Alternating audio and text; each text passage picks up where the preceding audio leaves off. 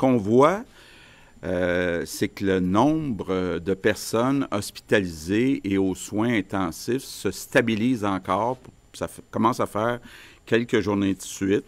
Évidemment, on continue d'avoir des décès, puis on va continuer d'avoir des décès, en particulier dans les CHSLD, parce qu'on a dans les CHSLD des personnes qui sont déjà malades. Mais je peux vous dire qu'on va tout faire pour sauver le maximum de personnes dans les CHSLD. Mais quand on compare nos résultats avec les pays en Europe ou avec les États-Unis, on voit que les mesures que les Québécois ont accepté de mettre en place donnent de bons résultats. Donc, on a, toute proportion gardée, moins de décès, moins de personnes hospitalisées. Donc, notre réseau, nos hôpitaux sont plus sous contrôle que dans plusieurs autres endroits dans le monde.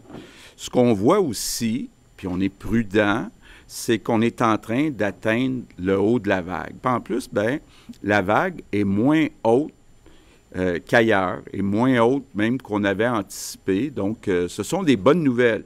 Évidemment, on va continuer de suivre dans les prochains jours les résultats. On va espérer que les résultats, les données continuent d'être bonnes, mais il y a toute raison de croire qu'on est en train d'atteindre là, le fameux pic, le fameux sommet, donc ça va se stabiliser, puis ensuite redescendre.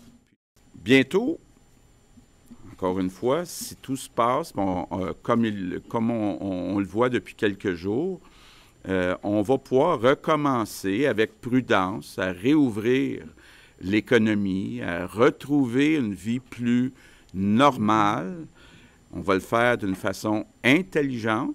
On va le faire en gardant des nouvelles bonnes habitudes qu'on a prises dans les dernières semaines. Tranquillement, le Québec va renaître, un peu comme la nature au printemps.